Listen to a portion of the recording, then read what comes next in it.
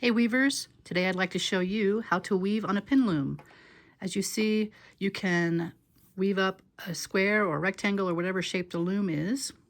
And I'm showing you different kinds of looms because if it's a square or a rectangle, it kind of weaves up the same. I'm going to show you how to weave on this 2-inch square. And once you understand how to do the 2-inch, you can do like a 2x4 or a 4-inch, or even this homemade 1x2 that I did here. Because these have a 3-pin configuration, they're all the same. You can see there's kind of 3 pins in a group, 3 pins in a group, except in a couple of spots there might be 1 or 2 or 4. But by and large, most of the time there are groupings of 3. Okay, so this is what it looks like when it's warped, and then I've already started to weave on this one. So let's take a look at this 2-inch and how I go about weaving on this one. Okay, so I start with my yarn, and I want it to be at least 2 lengths of the loom, maybe a little bit more, because I like to leave a tail for sewing my shapes together. Now at the very corner there's kind of a hole or a space, and all the looms have this one. There's a kind of a space in corner 1, and that's where I'm putting my yarn. And then I'm going to go straight up into the opposite corner to the left of those pins. Then I like to hold on to my yarn, go around 2 pins, come down, I have to skip 2 pins, go around 2 pins, and then I go up and I go between the first and second pin in the group of 3. Then I go around 2 pins, and I come down again to between the first and second in the group of 3. Go around 2, go up between the first and second pin. You see that? Now you're going to keep doing that all the way to the end. You're going to go between the first and second pin, go around 2, go between the first and second pin, and around 2, and you'll go all the way to the end of the loom. So if you have a longer loom, like a 4-inch loom, you'll just keep going. You'll just keep repeating till you get to the corner. And at the very end, you'll come down between the last 2 pins. You see that? And then this loom is conveniently marked with a 2. So that means this is the side you're going to work on. So rotate your loom just 1/4 turn clockwise. Here we go. I'm going to go around 2 pins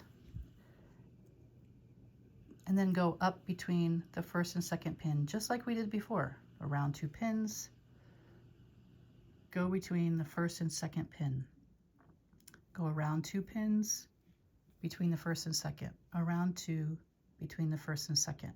And you're going to do this all the way to the end as well.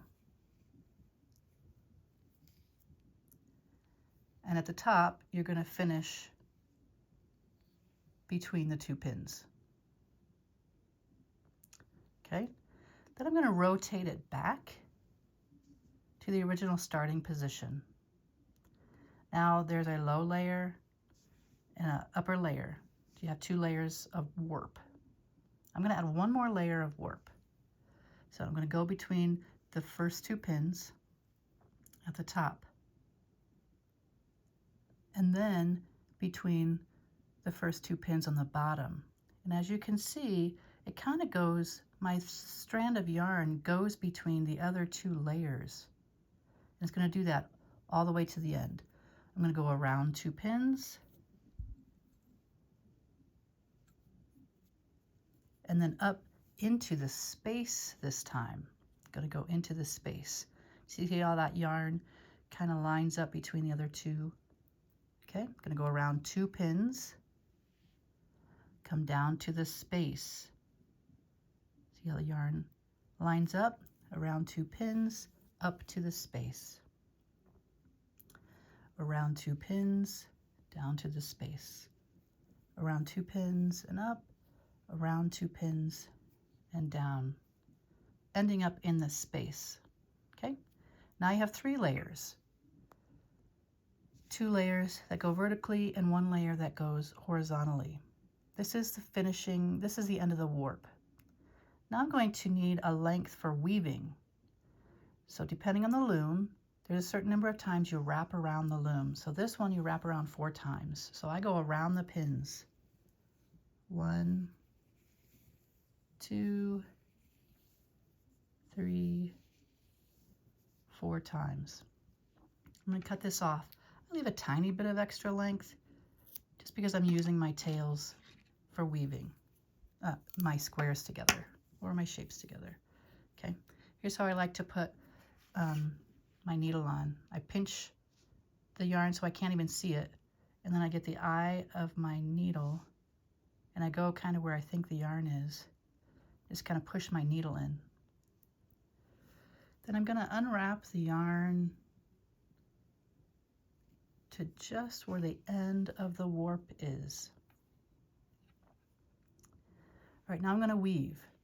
I'm going to weave in the area where the yarn wraps around the 2 pins. See, there's yarn that goes around the pins here, so I know my needle is going here.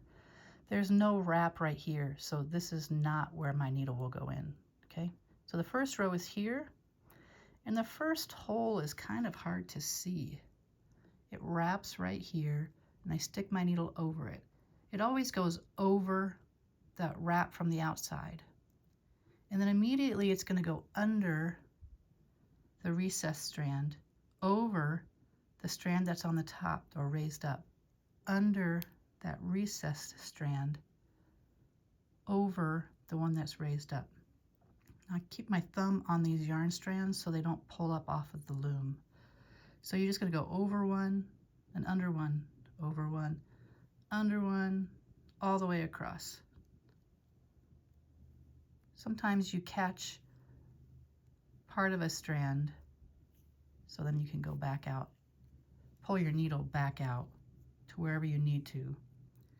Go under, over, under, over, under, over. All the way across, finishing with an under. I kind of lift it up. I kind of pinch this tail in my finger so the tail doesn't get too loose. Okay? Then you just push the needle all the way across and pull the yarn. Now you're going to weave this way. I'm right-handed, so I actually like to turn the loom, but if you want, you could weave left-handed and then just start. So I'm going to rotate it so I can do it right-handed. I grab this tail and I hold it with my fingers underneath just so it stays tight. Here we go. The rule was you're going to insert your hook where the yarn goes around the outside of the pins. So this is where I'm inserting my hook. No, I'm sorry, my needle. And I'm always going to start by going over it. And then immediately under that first strand. Over, under, over, under. Sometimes I put this on my knee or on the table or propped up a little bit so that I can use my finger to move the strands out of the way. All right, now the needle comes out in the space part. Then I'm going to pull it through. Here we go, and I'm going to rotate because I'm right-handed. All right, I'm looking for the yarn that goes around the pins, and that's right here. Go over that. And then immediately under the next strand, over, under. The strand that is down, you have to go under. The strand that is raised up, you go over. I'm going to do this over and over until you get to the top. Make sure your yarn doesn't double up. You can move your needle a little bit to get it out of the way. All right, as you get going, you'll get faster and faster. My first square took about 20 minutes for the 4-inch square, maybe 25. And I thought, wow, this is going to take forever. But now I can do it in about 6 minutes. Okay, I want to take a look here. And sometimes when you're weaving, the yarn is kind of thick and it kind of pushes up really high and you get kind of this arch here. You can just take your needle or a fork or something and press it down. That's called beating it down. So it gets more straight or easier. If you use a cotton yarn, it really does that. Cotton doesn't stretch as well. I'm using a size 4 acrylic yarn. All right. When you get near the top, sometimes people have a hard time seeing where the last row is. So this kind of looks like the last row, but it's not. Okay, so I've inserted my needle here and I've pulled through. It seems pretty close to the top, right? If you push this down, doesn't that seem the top? Actually, if you look here, there's one more strand of yarn that comes around the outside. And I'm going to insert my hook right in this corner, which is really hard to see. Ready? It's right here. Sometimes if my yarn is too thick and I can't really see it, I just put my hook in where I know it's supposed to be. And then immediately go under. Then over and under. Now these are really hard to do, so I use my thumbnail to either push it up or hold it down, depending on if I'm trying to weave under it or over it.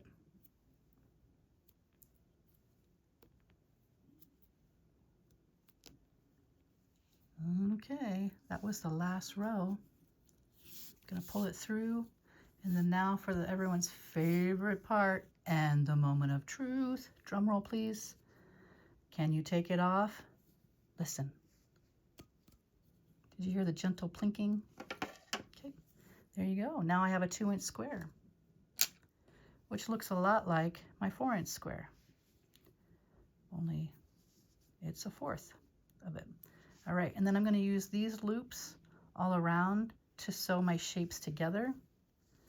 So I can, if I'm going to sew on the wrong side, put the right sides together. Although it doesn't really matter, there's not really a wrong side.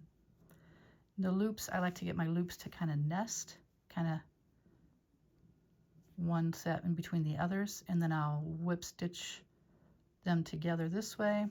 Or if I'm putting my shapes together and they actually line up, like these two, sometimes I'll just sew them together where they line up. So there's 2 different strands here. So I'll whip stitch those 2, and then those 2, and then those 2, depending on what I'm trying to make. So that's how you weave on a pin loom with a 3-pin configuration.